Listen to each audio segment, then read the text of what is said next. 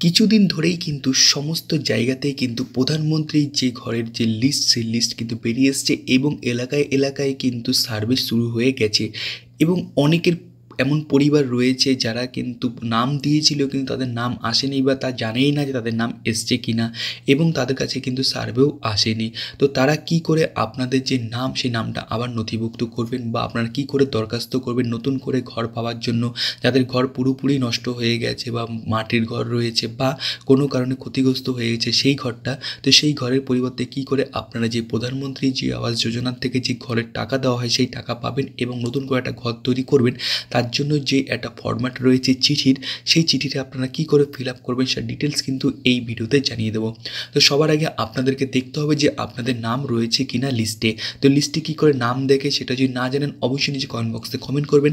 আমরা কিন্তু ডিটেলস একটা ভিডিও বানিয়ে দেবো কী করে আপনারা আপনাদের নাম চেক করবেন। এবার যে বিষয়টা আসছে সেটা হচ্ছে ফর্ম ফিল আপ। তো ফর্ম ফিল আপ করার জন্য আমি অলরেডি একটা ডকুমেন্ট তৈরি করে রেখেছি এইখানে। তো আপনারা চাইলে এটাকে হাতেও লিখতে পারেন বা আপনারা চাইলে এই ফর্মটাকে তৈরি করে নিতে পারেন। তো এখানে দেখুন সবার পাশে লেখাই রয়েছে মাননীয় সমষ্টি উন্নয়ন আধিকারিক সমীপেশু জেলা। আপনার যে জেলা থাকবে সেই জেলার নাম এখানে লিখে দেবেন। বিষয় দেখুন এখানে লেখা রয়েছে প্রধানমন্ত্রী আবাস যোজনার ঘর পাওয়ার জন্য আবেদন।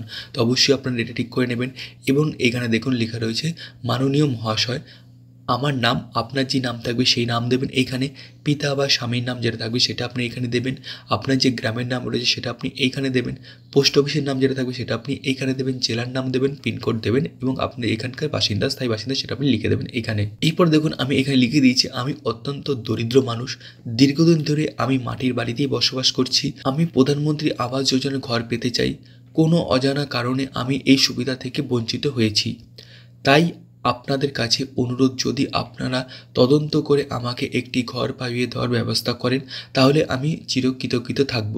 আশা করি আমার এই অনুরোধ সহানুভূতির সাথে বিবেচিত করা হবে।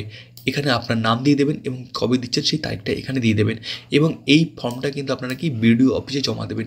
আপনাদের যে পঞ্চায়েতে না কিন্তু সরাসরি বিডিও অফিসে জমা দেবেন এবং এর সাথে কিন্তু আপনারা দিয়ে দেবেন আপনাদের জমির যে পর্চা সেই পর্চা, ভোটার কার্ড, রেশন কার্ডের জেরক্স এবং আপনার যে বাড়ি রয়েছে সেই বাড়ির যে ছবি সেই ছবিটা পারলেও কিন্তু আপনারা দেবেন, তাহলে কিন্তু বেশি সুবিধা হবে এইখানে।